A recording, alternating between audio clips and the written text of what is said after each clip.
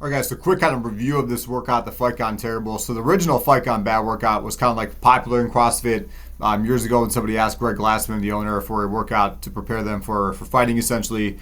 So the original one is 3 rounds, total reps, same thing with an EMOM style, so every minute on the minute. And that was 1 minute of wall balls, 1 minute of sumo deadlift high pulls, 1 minute of box jumps, 1 minute of push press, 1 minute of rowing, so stationary rowing for calories, and a minute rest. So kind of similar structure in that we have 5 movements. We're going every minute on the minute, and we're resting after those 5 minutes. So this one, obviously, like one big advantage here is we have all bodyweight movements, which is great for MMA, good and bad, right? So, so a big problem MMA fighters, especially, or fighters have, is a lot of them don't weight train.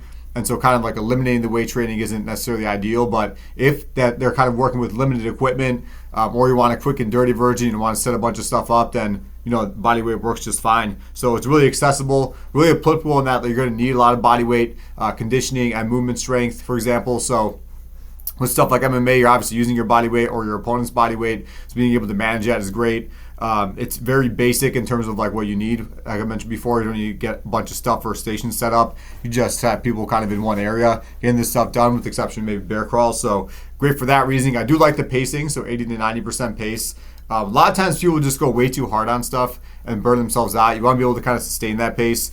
That's one, I guess, good and bad thing about this kind of thing too, right? Like, you want to be able to do like a high intensity, so you might have to work into it, like do 20 seconds on, 10 seconds rest, or 20 seconds on, 40 seconds rest if you're super out of shape.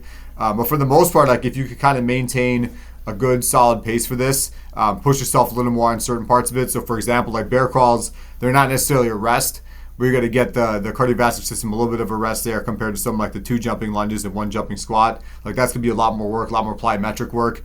That's one thing this kind of workout does well. You have a more high-speed movement first with the jumping. Everest climbers are more like moderate to high pace. Bear crawls are slow pace. The V-ups, you get your cardiovascular system a little bit of a break. And the burpee kickouts are, again, a little more high pace. So we're kind of undulating intensities. One major problem we have in circuits sometimes, for example, where people just do high pace, high pace, high pace, high pace, high pace, and the same muscle group, which is not going to be great unless you're just trying to totally kill someone. But that's not going to make it an effective workout because, again, the pace is going to drop so far that the output's going to be too low, right? So I like the pacing on here, 80 to 90% being kind of the target, especially at first. You can always push it towards the end, killing yourself on the burpees towards the end there because you got that minute rest coming up.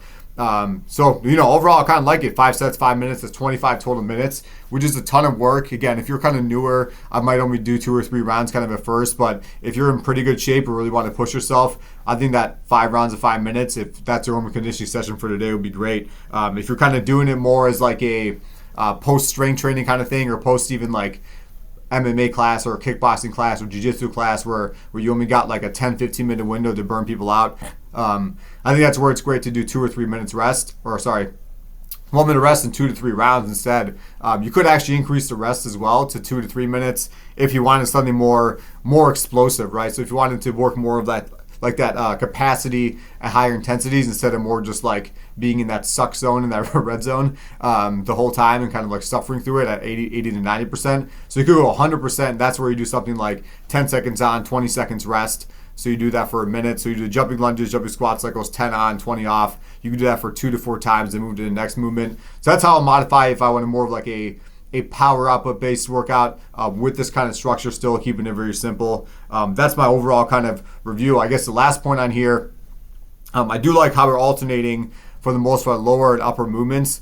So we're not just burning out the legs for all 5 movements straight. We go from like working the legs with the jumping. The Everest mountain climbers, like a lot more kind of like isometric strength in the shoulders, but we're not working the legs in the same way even though they're moving. It's more hip flexor dominant. Bear crawl is obviously more shoulder dominant, a little bit of hip flexor, but if you've ever done bear crawls, the biggest complaint's not hip flexors, it's your shoulders being burned out. So another great thing for grapplers as well and strikers, like throwing a lot of high volume of strikes could really burn out the shoulders, so building up the endurance there.